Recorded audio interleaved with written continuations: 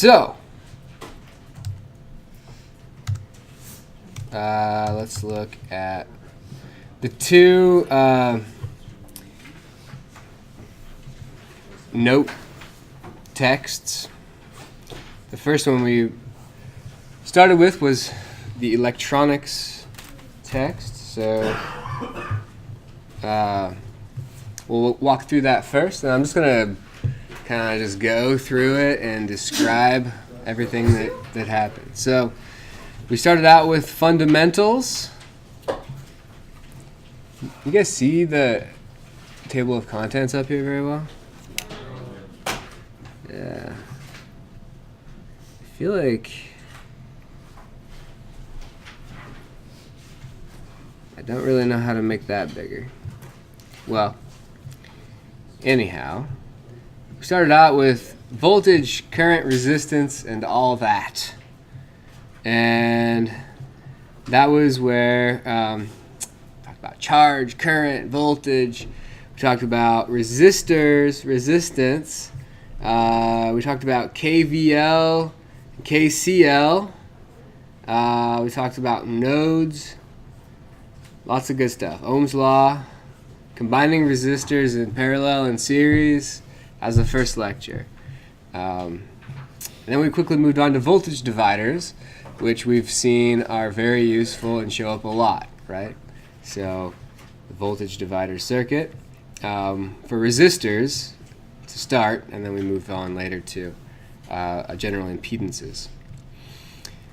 The next lecture is on sources, so ideal voltage sources, ideal current sources, and then the modeling the real sources with a source resistance associated with them, which we'll later call the output resistance. Also, equivalently, the Thevenin or Norton resistance. So then that's what we talked about next was Norton and Thevenin theorem, which was essentially that we could take a circuit of resistors and sources with any number of elements and write it as a single source and a single equivalent resistance. Single equivalent source, single equivalent resistance. So make sure you review that because I know that the rules are a little bit hard to keep in your mind over time. So good. Output and input resistance and circuit loading. So this was talking about some of the terminology, output resistance, input resistance. When you connect one circuit to another circuit, you load the circuit, etc. And then we finally introduced capacitors. Up to that point, we had elemental equations that were just Ohm's law, and we had KVL and KCL, all of which were algebraic, right? So now we've got capacitors which have time derivatives, and so we have differential equations, and we can start solving differential equations. So the capacitor stores energy in an electric field, and it releases it back into the circuit. Inductors similarly store energy, but their elemental equations are a little bit different. They're time derivative of the current instead of the voltage. And that was really it for chapter 1 in the electronics text. So that was kind of the overview. And then circuit analysis, we got a little bit more systematic. We defined a sign convention, the so-called passive sign convention. And then we defined this methodology for analyzing circuits, which we look back to now and see that it looks very similar to how we ended up analyzing circuits and general linear graphs when we started working in the dynamic systems text with linear graphs. So very similar, except for we had KCL and KVL here, and we didn't know always which KCL and KVL equations we needed. So that was a little bit troublesome, but we did our best. I would say that this has been completely subsumed by the linear graph methods. We won't really use this method anymore because we've got the linear graph methods. So not any real point there. And at the end of this analysis, you had to solve a differential equation, right? So solving a differential equation using typically the method of undetermined coefficients. You can use Laplace transforms if you want. whichever way you do it. If you get the right answer, I'm cool with it. But probably method of undetermined coefficients if you want partial credit. Great.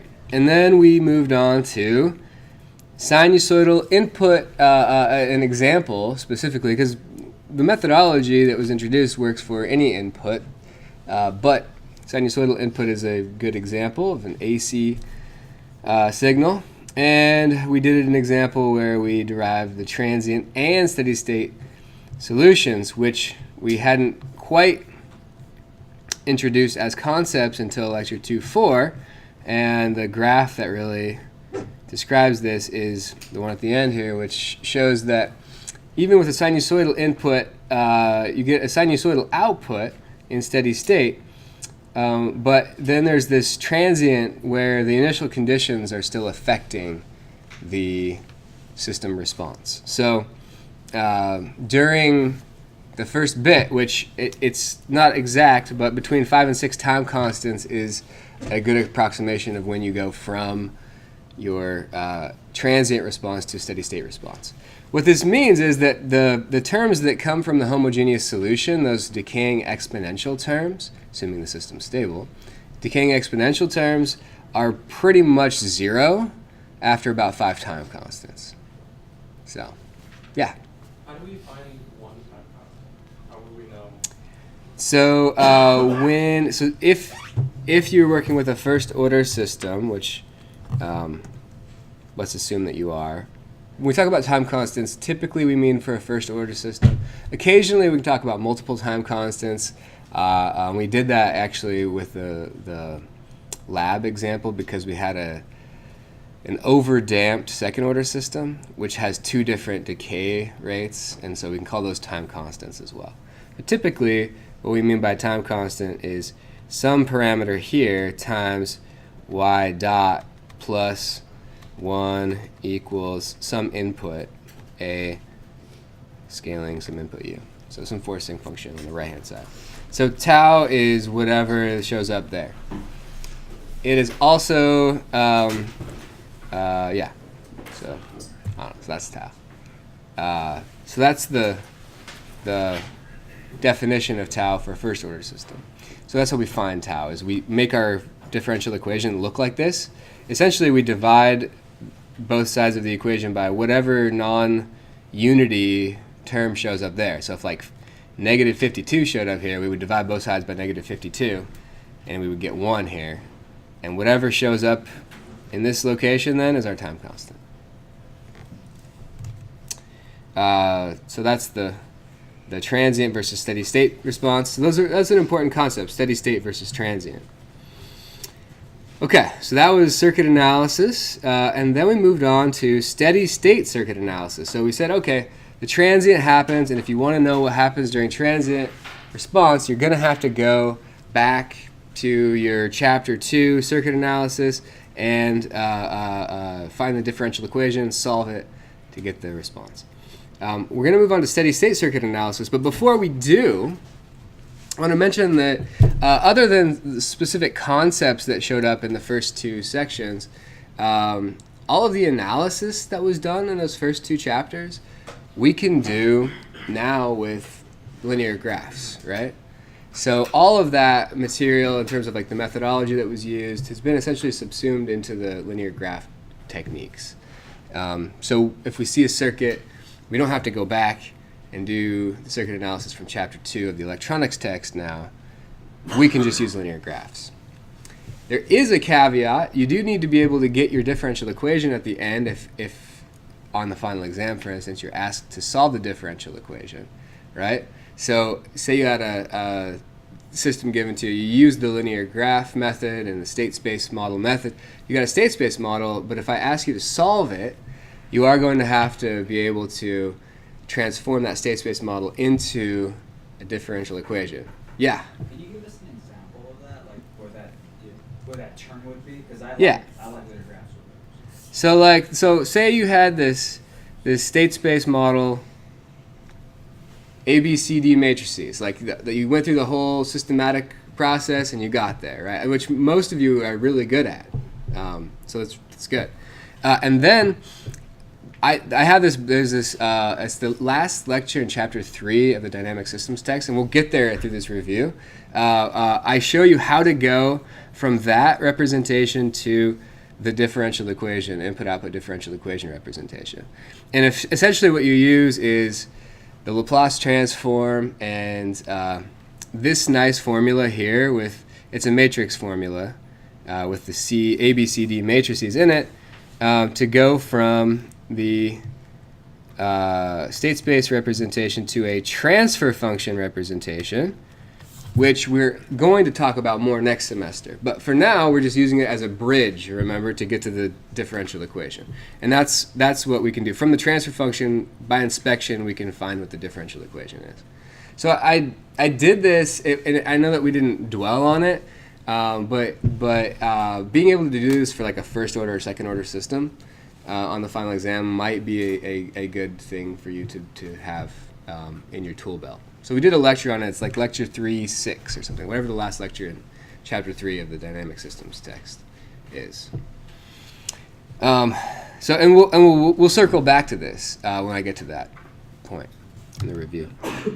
So, but now we're going to do something that's a little different. And so this chapter, so chapter 3 of the electronics text, is not really covered under the linear graph modeling technique yet.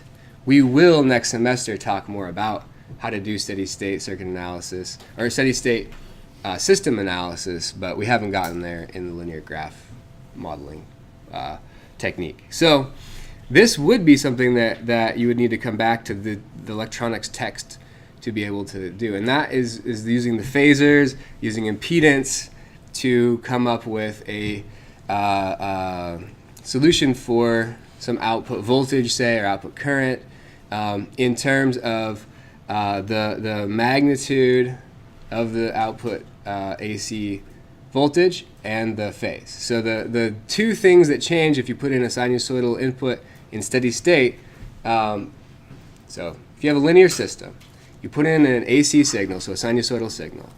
The only two things that change in steady state are the amplitude and the phase for the output. So the impedance methods allow us to do that without having to solve a differential equation, which is great. So on the one hand, the advantage is don't have to solve a differential equation.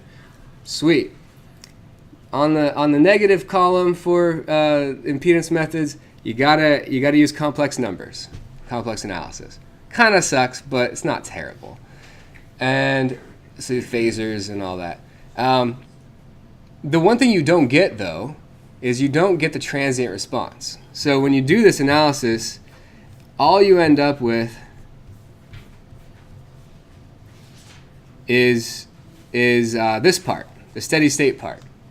So you get that solution, that's great, but you don't get the transient solution. So if you need that transient, you got to use the differential equation solution technique. You can't use impedance methods.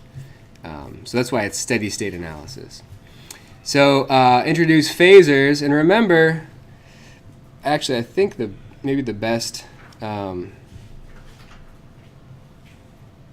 representation here is this one that I actually drew up after the lecture and I put back in there. I told you guys I put it back in there, but I'm not sure if everyone saw it. So the trigonometric form of a signal with an amplitude, a frequency, and a phase. In the phasor or polar form, it's A e to the j phi. And so you just take the A and put it there, and you take the phi and you put it there. You only keep track of the magnitude and the phase. And then if you're multiplying these numbers together, this is the form you want, the polar form. Okay? If you're adding or subtracting, you want rectangular form of this complex number. So you can convert using this upper part from the polar form to rectangular, and then you can go from rectangular back to polar using the bottom arrow. So those formulas look a lot like the transformation between rectangular coordinates and polar coordinates, right? So things that you guys have seen before, because it effectively is the same thing. Oh, look, I got frozen. Great. So then impedance is the next lecture. So we define it as being the voltage over the current, which is actually the same as the definition of the resistance, right? And so the impedance and the resistance are equivalent for a resistor. So you could say that as the impedance of a resistor is the resistance. So we define the impedance for our three main system elements that we learned about so far. So resistors, capacitors, and inductors. And they can be combined in parallel and in series. And here's a graphical representation of them in the complex plane. And we did an example of that. And I think you guys were pretty good at that. I think on the first midterm, you guys did okay on that. Not everyone, but I think there were several people who did pretty well on it. So review that. That's stuff that might be a challenge. So then this circuit analysis technique is based on the other one, but it is nice because it only has algebraic equations, and every elemental equation is just generalized Ohm's law. V equals IZ, Z being the impedance of whatever component that is. So make sure you review this. I mean, this is pretty great stuff for a final exam.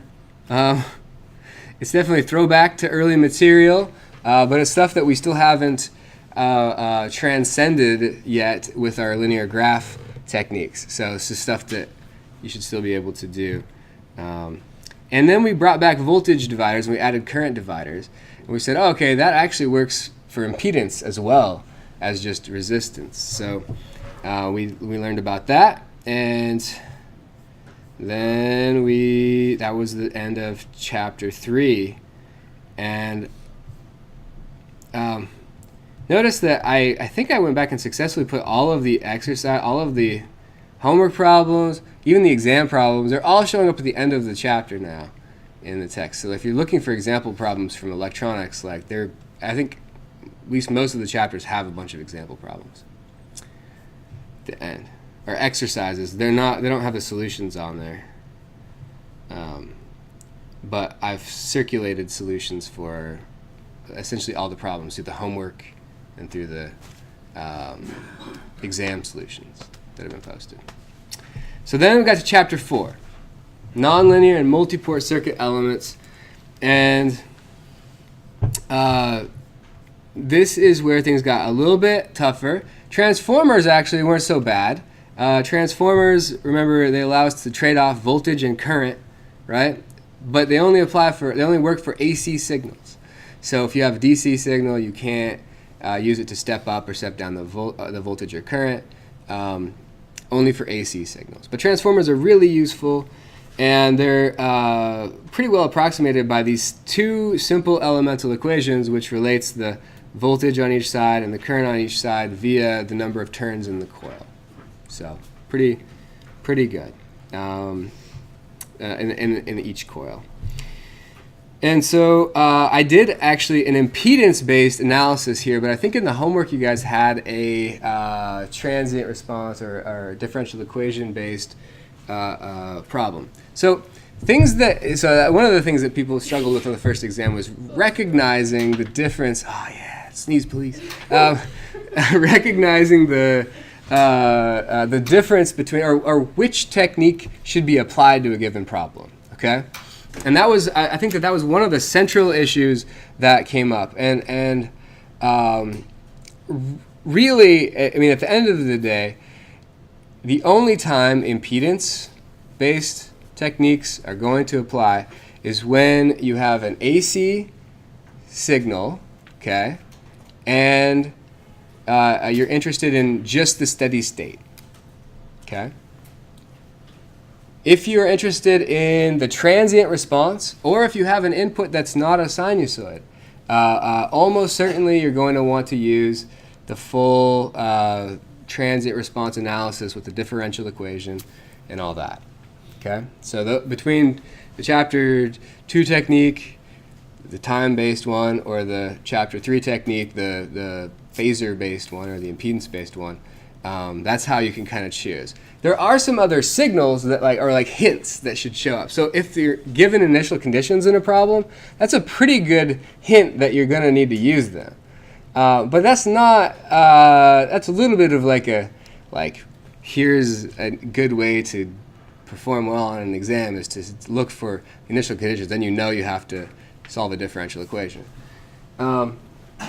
It's better to go back to the fundamental principle of when you need that versus when you don't. So, yes? You said when you're using impedance, you're given an AC signal, you're interested in steady state, is that what you said? Yeah, so I'll call it ODE versus impedance, okay? So if you want to choose between them, it's pretty simple. If you're interested in transient,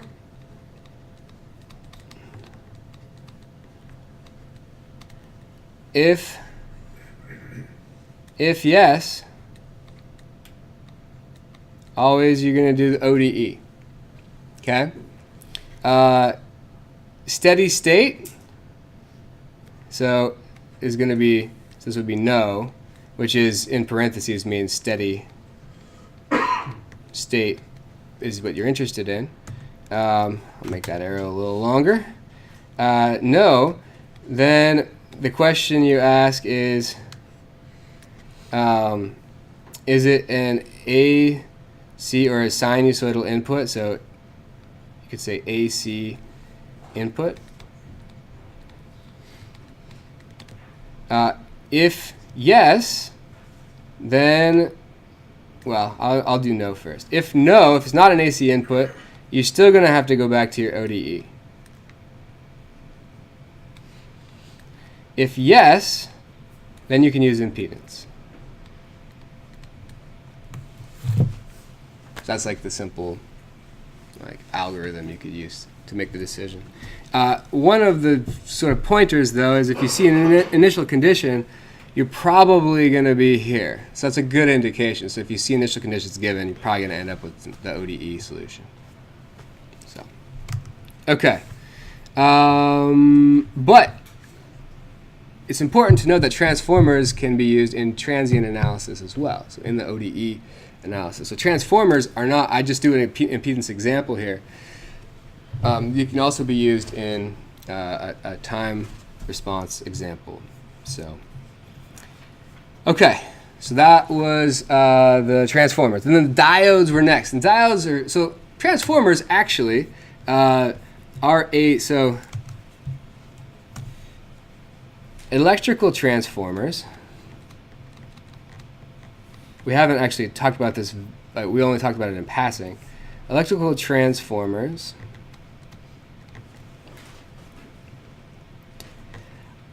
are transformers in the, I'll just say like transducer transformers. Transducer transformers. So remember how we talked about transformers versus gyrators when we got to the system dynamics discussion? We said, oh, a two-port element, it's going to be either a transducer or a gyrator, depending on if the cross variables are related directly and through variables are related directly, or if they're crossways directed, so cross variable to through and a through to a cross.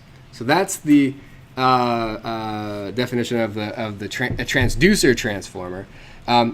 Form, I missed a syllable there, didn't I? Transformers. So electrical transformers are transformers. They relate voltage to voltage, and they relate current to current. So that's important, and we have talked about electrical transformers. We talked about how to do transducers. So on the final exam, you can use linear graph techniques with a circuit that has transformers in them, just fine. No problem. But when we get to diodes, then things start falling apart, because now we've got these nonlinear elements. This is the first nonlinear element that we're considering. Remember, the general idea is that diodes pretty much conduct current one direction, and they don't conduct it the other way. Unless you put a ton of voltage across it the other way, and then it breaks down and will conduct. Here's the nonlinear model. And here's the graph of it. We chose to mostly focus on a piecewise linear model. First, we introduced the concept of an ideal diode, which if you put a positive voltage drop across it, it'll flow current. And if you put a negative voltage drop across it, it won't flow any current. So that ideal one has no resistance, no voltage drop associated with it. So the piecewise linear model that we developed was, okay, you have an ideal diode in series with a 0.6 volt drop and a resistance, and that resistance it should be chosen to reflect approximately your operating point. And there's a lot of stickiness around the operating point, like especially if you're going to be changing your operating point throughout the analysis, throughout the circuit's response. So there's not always a great place for it, and that's why it's an approximation. It's really not perfect. And I do have a whole after I did the lecture, I recognized that there wasn't a great discussion of how to choose RD. So I went through this whole description of here's an algorithm for, look at this, flow chart and shit, for determining what RD is. It's a pretty good method for doing it, but so you need to know this is here. You need to kind of understand the idea, but this would take a while to do on an exam. So I'm not going to give you guys like a long find RD problem on the exam. So don't stress about that too much. More important, there was this method of assumed state. So if we have this piecewise linear model, how we use it typically is we assume that your diodes are either in the off state or the on state, and so the ideal diodes are either in off or on state, and we do a circuit analysis based on your assumption. It's best to try to reason your way through it and guess correctly, because if you don't guess incorrectly, you pretty much have to start over again. It is generally best to whichever violation you get. So remember, you're going to have an assumption, and then you're going to have a test that comes out. So you assume, for instance, that a certain diode is going to be on, and then you have to check to make sure that the current ends up being positive through that diode. So if you assume it's on, you're assuming that the current's flowing in the positive direction. If it ends up in your circuit analysis to be flowing in the other direction, it wouldn't be on, and therefore you violated your principle, and you have to go back and try again. So it's best whenever you violate one to try flipping that one and seeing if it turns out correctly. So if you've got more than one diode, it can get a little hairy, but that's generally the method. So there's that circuit analysis technique.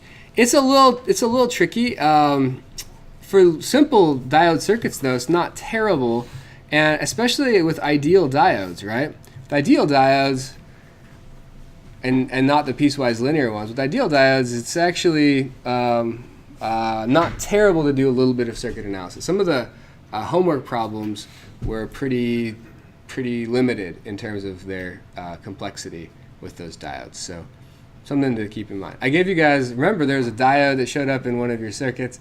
It turned out to always, on the midterm exam, turned out it was always on. And you guys all freaked out. There was a capacitor in it. It was like an RC circuit with a diode. Oh, you guys did not like that. That solution is up, by the way. So you should review that one probably. Okay. That's like, you guys know Dumb and Dumber, right? Okay. Might want to hang on to this one. Yeah, the IOUs. Yeah. Like that solution. That was a good one. I'd keep that one. Okay. So then we talk about Mosfets. And Mosfets are these really cool nonlinear elements that allow us to do lots of things. But one of the things that we do with them is to use them as switches. Another thing we do with them is we use them to drive a load So we use a powerful source that's constant, and we use a source that doesn't have much power at all, so VG here, not much power at all, that's variable, and we use the MOSFET to marry them together and have a variable power delivery system. But it is nonlinear, which is not always ideal, but it's pretty good for certain applications. So kind of nice. And there were like the 3 operating regimes, right? There was like saturation and cutoff and triode region, right? So all that. So this stuff is all stuff that could totally show up on the final exam. So make sure that you're going back and looking at this. And then the last one was the op amp, which I know you guys are getting to know and love even more in your lab or the 315 class.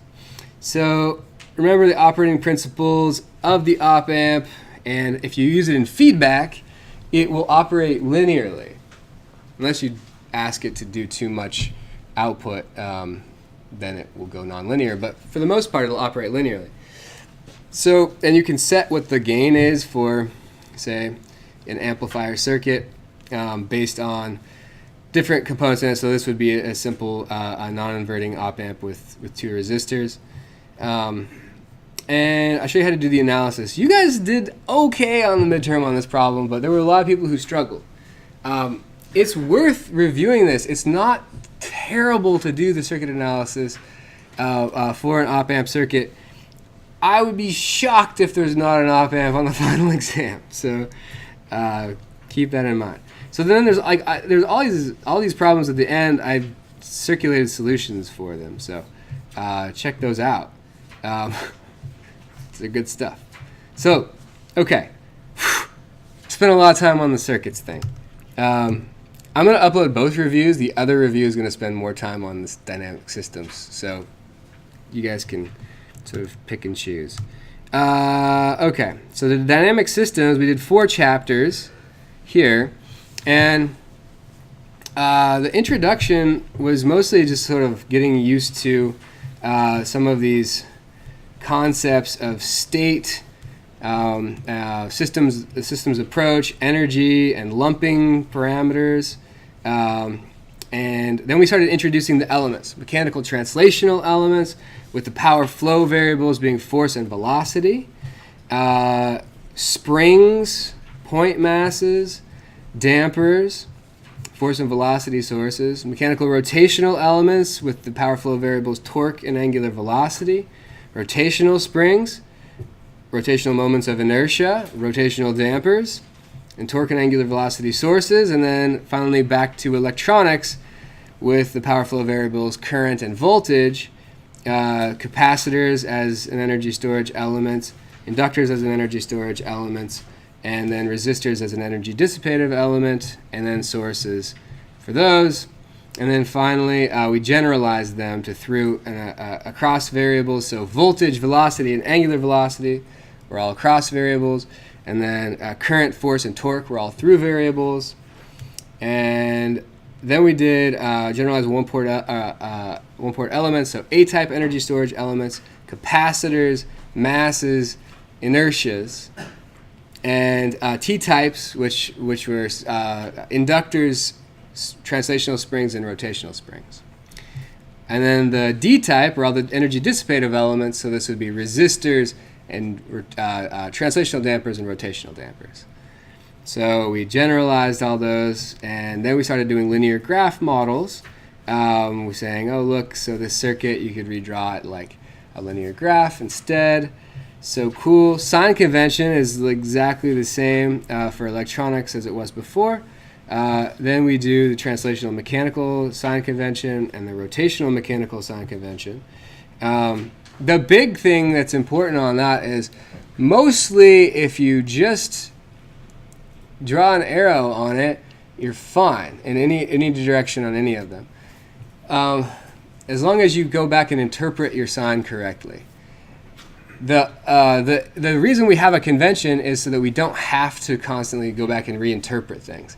So like if you end up getting for instance, if you end up getting a velocity that's positive, you can immediately interpret it based on your sign convention. If you don't have that, if you didn't use your sign convention and just drew an arrow in some direction, you have to go back to your graph and say, oh, okay, which direction is that?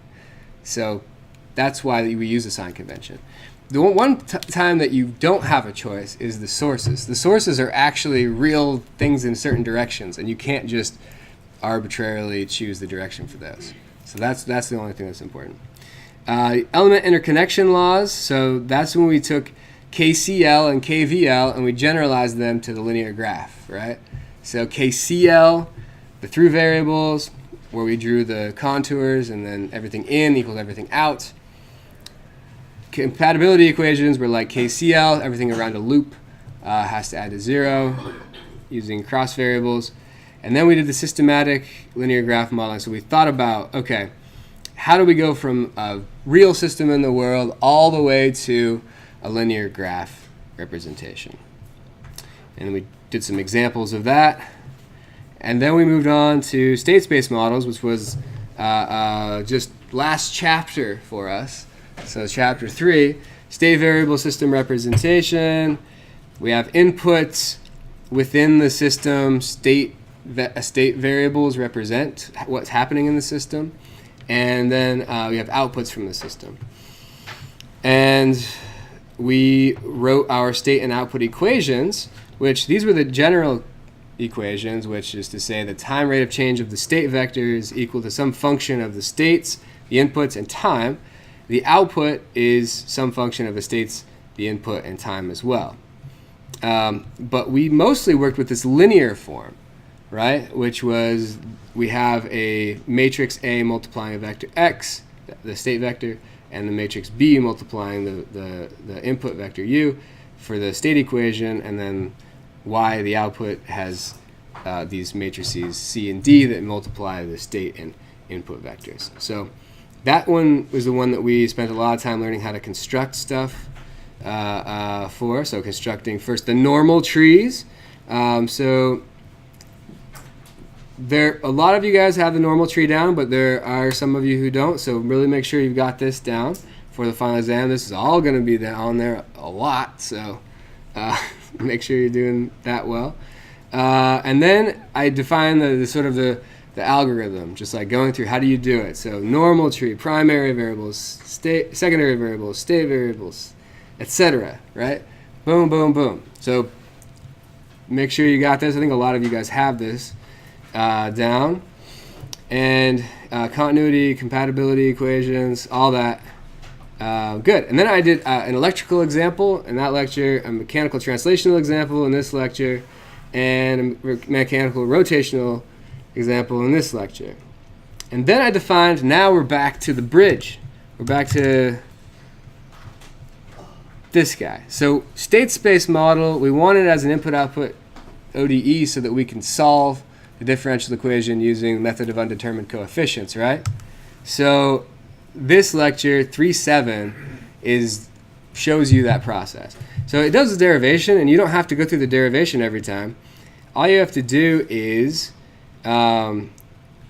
see that the transfer function is this. So you got to be able to do that matrix equation, which is a matrix times the inverse of a matrix times a matrix plus a matrix. So this is like pretty basic matrix operations that you should all be familiar with from your pre-calc stuff. The inverse is the only thing that's a little bit tough, but I showed you guys how to do the inverse for first and second order. And that's all I expect you to be able to do by hand on a final exam. Would be up to a second order. And let's see, if we went back to this, then once you have H, you can construct, well, you can look at this representation, 3.7, of H, and it's going to have these coefficients here. Those coefficients can be turned into an input-output differential equation by just going up here and matching up where they show up. So A's and B's show up like that. If you look at a couple of the examples, show it's really, really basic. It's just if you have an S squared term, that's the second time derivative. If If you have an S term, it's a first time derivative, etc. So it's pretty easy once you've got the transfer function to see what the differential equation should be. Yeah. I don't remember ever doing any homework involved. I don't know if I gave you guys any homework on that, but I would review this. So I guess what this is doing is, if you guys have a problem where you need to use your solution technique from early on, your differential equation solution technique, which is to say your method of undetermined coefficients. If you've got to need to do that, and you want to use the linear graph techniques, so you could go back to chapter 2 of the electronics text and develop your differential equation, right? Technically. Or you could use all of the new stuff that we've got, draw a linear graph, go through the whole solution technique for the state equations, and then get your input-output differential equation from that. If you shoot me a message, Marcelino, I'll post a little example of that. Yeah. Because I mean, it's pretty straightforward. I remember showing that, but I don't know if it doesn't look like it's in the notes, so I must have just done like a sidebar or something. So I mean, it might not even been in this section. So send me a message and I'll post an example. Like an example, but like a problem that would have to do with something like that. Exactly. So I can show you that. Yeah. Good. There are a bunch of exercises at the end of that chapter. And then the last chapter, so that was what the second midterm was over. So the material from the last chapter, Electromechanical Systems, is going to be featured heavily on the final exam because you haven't had an exam over it yet, right? It's just one chapter, but there's a lot of material in it. So we started off by talking about transducers, transformers, and gyrators. And we talked a little bit, started introducing DC motor concepts here, and gears. And I would really recommend that you check out this portion of the Rowland-Wormley text. So it's chapter 6 in the Rowland-Wormley text, and the system dynamics text. So that one has a lot of examples of transformers and gyrators. So in particular, look at the mechanical, electrical ones. So mechanical ones like gears and levers and that type of thing. And electrical ones like transformers, and then electromechanical, which is mostly motors, but there are different variants of motors that you can look at. So, yeah. Well, the homework that we have, because we have another quiz this Friday, correct? I think so. Yep. So the homework that we covered last week and this week, should that suffice for enough study? Well, not at least for like a... Never. I'm never going to say that it suffices for enough study. But it'll go over examples like this. Yeah, so it uses this material. Yeah, exactly. So yeah, but it's never enough. It's never enough. And so gears are talked about here. Useful. So modeling with transducers, the linear graph is pretty straightforward. You use either this or this. When you build your state space model, the rules change slightly. You add a couple rules for the transformer and the gyrator to your list of normal tree construction rules. And then you interpolate in here this transducer edges, minimizing the number of t-types in the normal tree caveat, which is a little bit tricky, but when you only have one or two transducers in a system, it doesn't usually create a lot of havoc. But remember that when you have those transducers in there, you need to use these caveats to your rules. It's essentially when you're constructing the normal tree. The rest of it is essentially identical. And just remember that when you have a two-port element, so you have a transducer in there, you do need to have two elemental equations for that transducer, and not just one, as you do with a one-port element.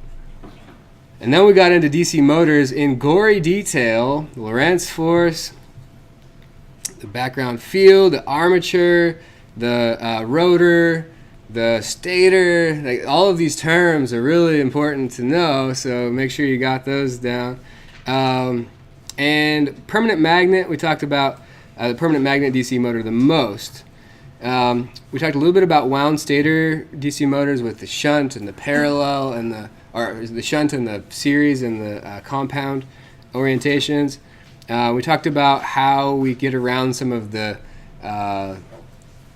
first order issues that we run into when we try to put a coil in a field and get it to turn. So we put in the brushes and the commutator, and that helped us out. We talked a little bit about brushless DC motors, but not really any focus on it at least. Then we talked about a nice permanent magnet DC motor model, which is exactly the one that we'll apply in the lectures that follow this. So the armature has a resistance and inductance, an ideal transformer or transducer that is a transformer, the bearing damping internal to the motor, and the rotor inertia internal to the motor. This model is the motor model that we want to use. We talked a little bit about motor constants, and then we started modeling this real electromechanical system from the lab. We developed in detail the state space model. We also looked at the spec sheet parameters, and we came up with our A, B, C, and D matrices, so our state space model. Then we said, okay, for just a minute, let's stop and think about DC motor performance in steady state, which is how a lot of times people characterize DC motor performance or just motor performance. And this is mostly all about the curves, right? It's a little bit different of a setup than what was in the lab, because in the lab we don't have a brake. So this has a brake associated with it, so we had to apply the brake. And we saw these motor curves emerge. And I think that understanding these motor curves, like reviewing that lecture on motor curves, is hugely important for the final exam, because I'm definitely going to ask stuff about this in the final. I think that understanding these curves is going to help you design with motors, and that's one of the main, what do they call it? Actionable pieces of intelligence you can take from this class. Yeah. So we need to know how to interpret these, but not create them, right? Well, I mean, I think that understanding this lecture on how we create them is effectively understanding how they work.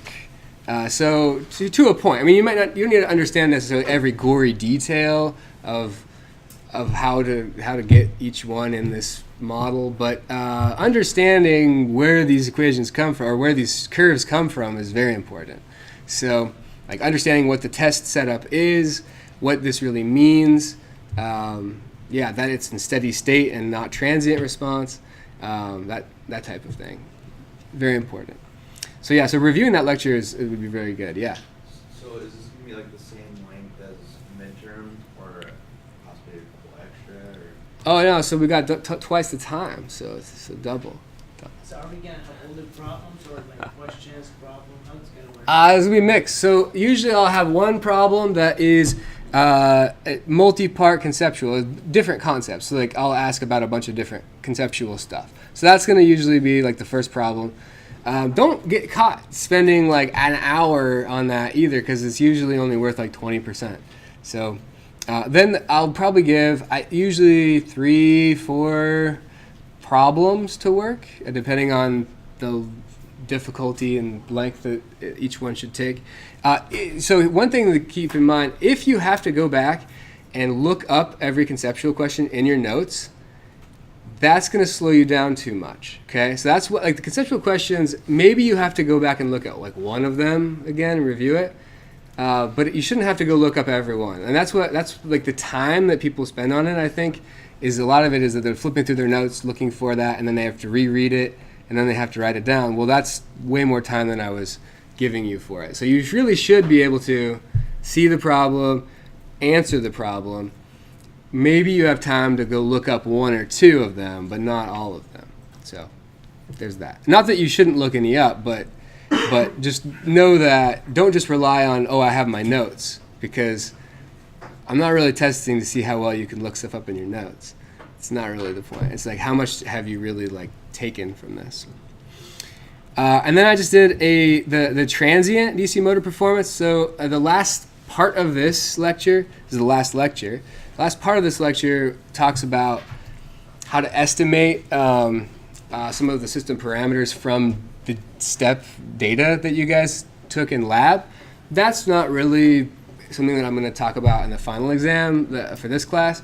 That's more for your lab report, okay? This does talk about how to simulate a step response, how to do the transient response, and what was probably the most valuable aspect of it was that you could see how these variables, how the power flow variables are changing when you put in a step response. The transient response, where like, oh, the current increased, but then it decreased.